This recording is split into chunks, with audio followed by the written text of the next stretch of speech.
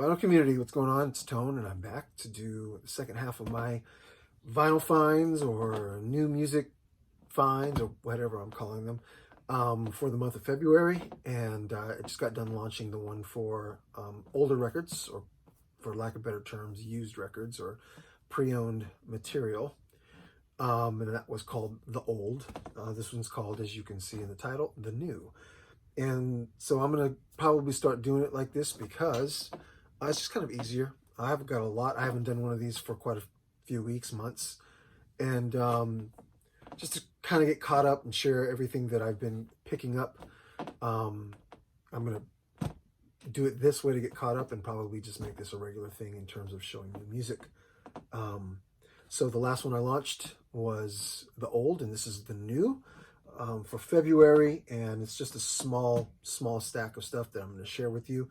And the way I'll tell you this, the way I'm going to differentiate the two is, say, right around 2000. So anything that was released in this particular century since 2000, in the 2000 and 2010s, and now the 20s, I'm going to consider the new. And anything before that, original pressings or whatever, I'm going to consider the old. Example, let's just say that Pink Floyd Animals never had a 180 gram reissue or remaster. Let's just pretend. Does it? I'm just kidding. And then we were waiting for it, and in 2008, they released 180 gram or 220 gram or whatever, audiophile pressing, remastered of Animals. That would be new, even though it's a, 30-something year old, 40-something year old, God, what is it now? 50-year-old album, almost. Now, if there was a pressing that I had that was a reissue from the early 80s, that would be the old, even though it's not a first pressing or an original issue. So you get it. Anyway, so let's get going with the new stuff. The new stuff I'm going to show. A couple CDs, 7-inch, 45 RPM record, and then the rest are going to be LPs. And in honor of these two albums that I'm going to show you on compact disc, I wore my Matal Cohen shirt. If any of you are not familiar with Matal Cohen, got to check her out. She's probably one of the most predominant female drummers, like not just recently in the past decade, but like ever. She's amazing. She's huge on YouTube. She's massive on YouTube. And she tours doing just drum covers, but she also has a bona fide band that is a recording act that's been around since 2013. And they have 2 full lengths out and a live full length LP out. They are her namesake, or it is her namesake band called Matal, Meytal. She's an Israeli American drummer, producer, writer, recording artist, and her name is Matal, kind of like metal, Cohen.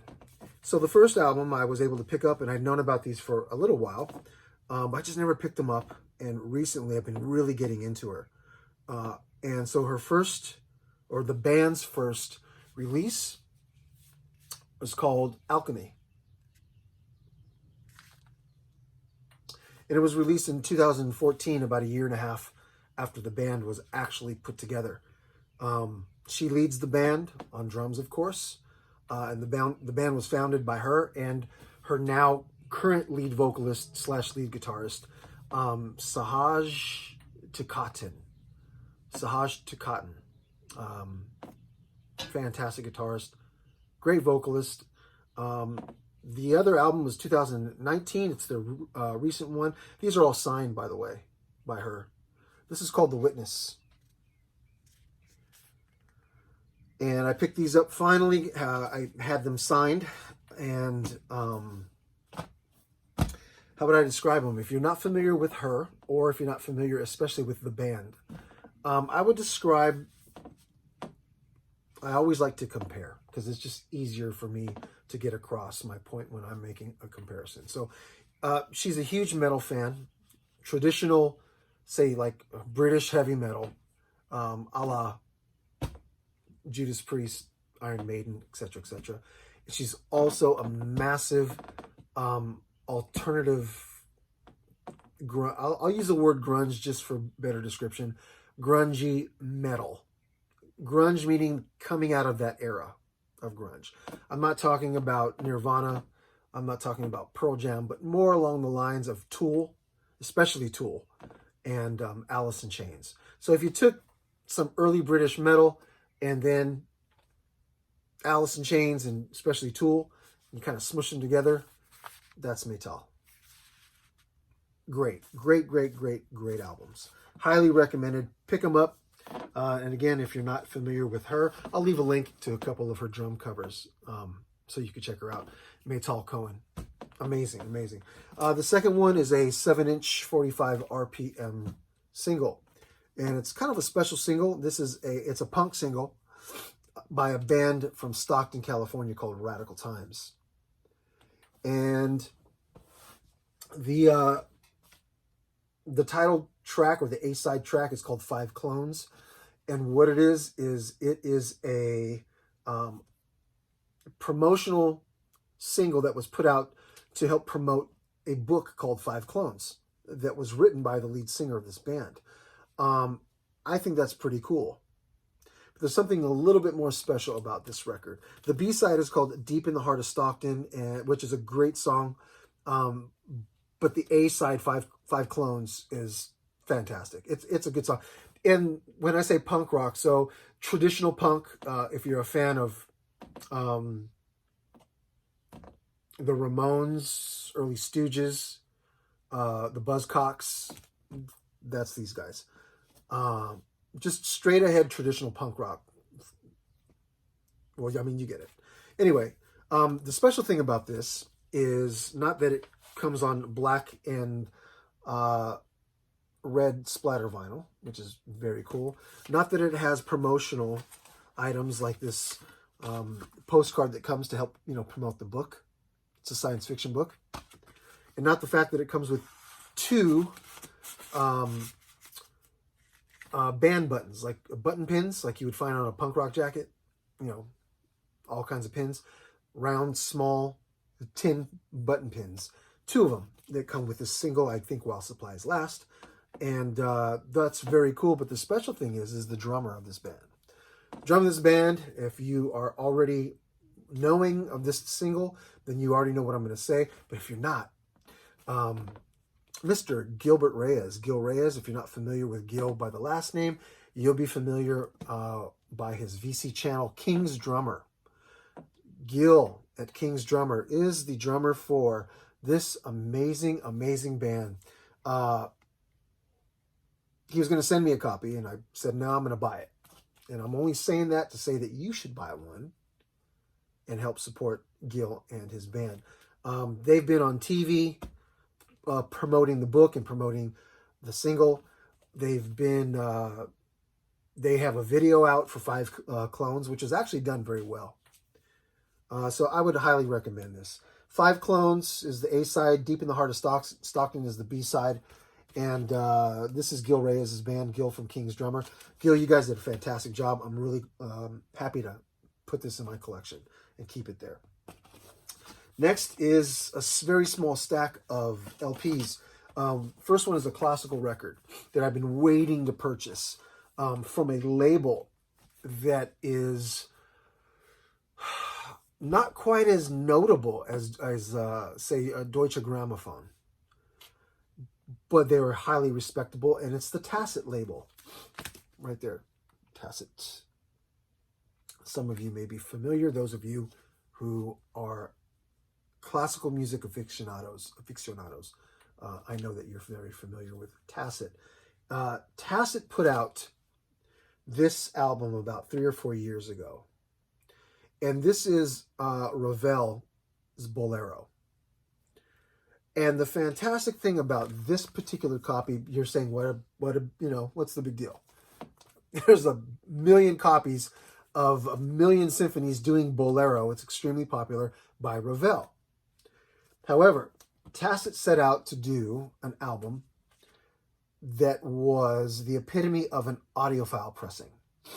And how do you do that? Well, you do something pretty creative. Everybody who is familiar with Bolero knows that it starts out extremely quiet. Very quiet for the first, I don't know how many measures. Probably the first 32 or even more measures. It is extremely, extremely quiet. Everybody should know that when you play a record and when a record is pressed, in order to keep the 33 RPM fidelity, you have to cram more music, I'll show you, into the center half of the record. So right here, the grooves get smaller and you've got to cram more music into there in order to keep the speed fidelity. That assists in creating more distortion. And anybody should know, if you're a record collector, that it's quieter on the outside grooves and it gets noisier on the inside grooves. So what Tacit did was, because it's quiet in the beginning, and there's less music to cram into these grooves, that's the most important part. There's less music to cram into the grooves. This record plays from the dead wax, which is technically not even the dead wax anymore. It's the run-in groove, and it plays outward to the end. And now the end here, the lip, is now the dead wax. Again, because there's minimal music, I think there's only strings and a flute in the beginning, and it's so quiet. There's not as much music that has to be crammed in. And so there's not as much noise to create distortion. And so by starting it from the inside out, you get quietness all the way across. This is the best classical recording that I own. And I have a massive, I won't say massive, but a very healthy classical music collection. And this record, man, if you're not into classical and you want to maybe start, check this out. Fantastic. It's by the NPO, which is the National Orchestra of Holland. It's the Netherlands Philharmonic Orchestra, and it's conducted by Carlo Rizzi, who is, if you're into classical music, you know who Carlo Rizzi is. Great conductor, great writer, actually, too. Next one is a band that I only had one thing of. I've never seen anybody show except for one person, and that doesn't mean it's not been shown, this band, but Bill at the Vinyl Verse, he didn't show this album, but he showed one of their albums, and the band is This Is the Kit. And this is a later album of theirs. I think it's maybe 2 or 3 years old, called Moonshine Freeze. Beautiful, beautiful British modern folk rock band. This album is my favorite out of the two that I have. I haven't listened to any of their other releases, but this thing is a fantastic, fantastic record. I picked this up. It's on Rough Trade, and it is 2017 on Rough Trade. Again, This Is the Kit is the band, and the album is Moonshine Freeze. The title track is Off the Chain, but this band's writing and production, fantastic. One of the best modern folk groups that I'm aware of, and I love modern folk. They throw comp to Haley Hendrix. I've showed Haley Hendrix before. They throw comp to Haley Hendrix, and Haley Hendrix is fantastic. Their production value is a little bigger than Haley's, but nevertheless, Haley Hendrix is the queen of modern folk, in my opinion, and these guys throw comp to her. Fantastic, fantastic album. Next one was a recommendation from Fred, and it's BOSCO. He showed this. BOSCO, man, BOSCO is a very politically based early funk, soul, Afrobeat ensemble that was based out of Chicago. In the early 70s, they had one album release. It was a private press. 500 copies, I think, was all that they pressed. And to get an original, they go for dollars. Dollars, dollars, dollars. This is a 180 gram reissue. I forget the label this is on. I think it's Numero something group. I forget. It's anyway, you can search that. Talk about an album I can listen to over and over and over and over. I'm so glad Fred recommended this. Man. Description. Fela Kuti, if you're a fan of Fela, or Femi, or Osibisa. And then you're also a fan of, or because it starts out like that. I mean, it's a beautiful heavily politically based, but not African politics, U.S. politics, back in the early 70s. So it's pretty heavy in terms of ranting about racial inequality, and it's pretty descriptive. It's not lighthearted whatsoever, but musically this thing is just off the chain. Then the later reaches of the record, it kind of switches direction in a sense, and reminds me of really old Bloodstone or old not Midnighters, but Moments. The Moments. That really old, gritty, smooth, deep, shady, grayish 70s soul. Really pure, almost underground 70s soul. It goes there. It's fantastic. You just have to check it out. I'll leave a link to the full album online so you guys can listen. But this thing, man, please grab a copy if you see this. You will not regret it. This is one of my favorite finds in the past half of the year. I love it. Another one I picked up was a very popular record. I didn't have it on vinyl. Have it on audio cassette and on compact disc. It's just a pop record. And everybody knows this record from the song You Get What You Give. And that's this band, the New Radicals. You guys have seen this album cover, you know the album. But if you're only familiar with that song, or maybe the follow-up single, which was called Someday We'll Know, which is more of a ballady type of a song, a mid-tempo ballad. This whole album is fantastic. This guy here, the leader of the band, I forget his name. He's a fantastic songwriter. I mean, the entire album is really good. And I just wanted it on vinyl. I believe they used the original master tapes. So it is an analog pressing and an analog mastering. This is probably mastered digitally, but the original recording and transfer is analog. So, yeah, fantastic. I'm glad I picked that up. I've showed Duran Jones and the Indications before. Duran Jones and the Indications, fantastic band. Been following them for a long time, and I've shown their debut, and I believe just recently I showed their sophomore. And I'm also a huge advocate or aficionado, I love that word lately, aficionado, of live records. I've always talked about live records. I've always loved live albums and recordings. And I was able to finally pick up a copy of Duran Jones and the Indications Live Volume 1. Unbelievable. Before I owned any Duran Jones and the Indications, Duran Jones and the Indications are a modern